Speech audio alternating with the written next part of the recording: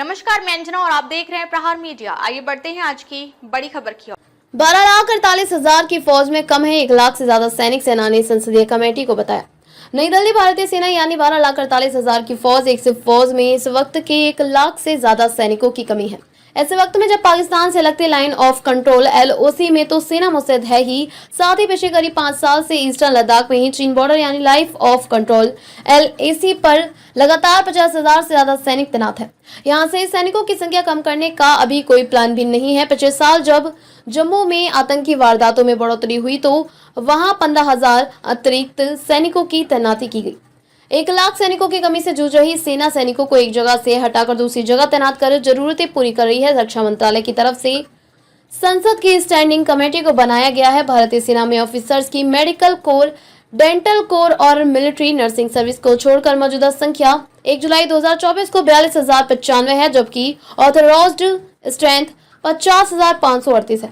इसी तरह सेना में जूनियर कमीशन्ड ऑफिसर्स और जवानों की संख्या 1 अक्टूबर 2025 को 11,05,110 है, जबकि ऑथराइज्ड स्ट्रेंथ 11,97,520 है। यानी सेना में 92,410 7.72% जवानों की कमी है।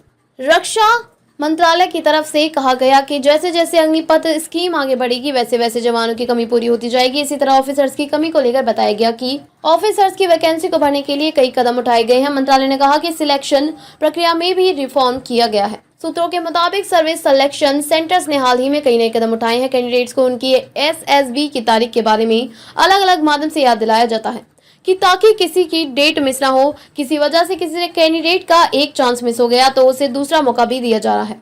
शॉर्ट सर्विस के लिए वैकेंसी ज्यादा होती है लेकिन बैच कम होते हैं। अब बैच की संख्या 2 गुना से ही ज्यादा कर दी गई है, जिससे आने वाले कैंडिडेट्स में सिलेक्ट होने वाले कैंडिडेट्स का रेशियो बढ़ा है। साथ ही पहले जहां डॉक्यूमेंटेशन में ज्यादा वक्त लगता था, वहीं अब फॉर्म के साथ पहले डॉक्यूमेंट अपलोड करने का ऑप्शन दिया जा रहा है। यह अभी अंडर प्रोसेस है। इसी तरह यहाँ मेडिकल में 8-10 दिन लगते हैं, वहीं इसे 2 से 3 दिन में करवाया जा रहा है।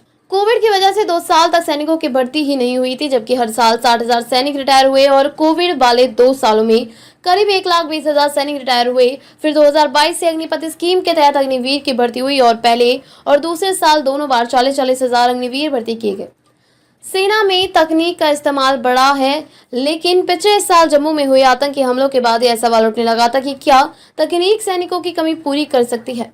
ईस्टर्न लद्दाख में LAC पर तनाव बढ़ने के बाद से वहां 50,000 सैनिक डटे हुए हैं। जम्मू से हटाकर कई सैनिकों को वहां भेजा गया है। जिस जगहों पर सैनिक की संख्या कम की है वहां आतंकियों को फिर से पनपने का मौका मिल रहा है।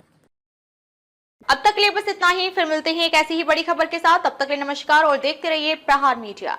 अगर आपको ये वीडियो पसंद आई हो तो इसे लाइक करें व शेयर करें। ऐसे लेटेस्ट अपडेट पाने के लिए बेल आइकन को प्रेस करना ना भूलें। अगर आप हमें फेसबुक या फिर इंस्टा के माध्यम से देख रहे हैं तो हमारे पेज को फॉलो जरूर करें। धन्यवाद।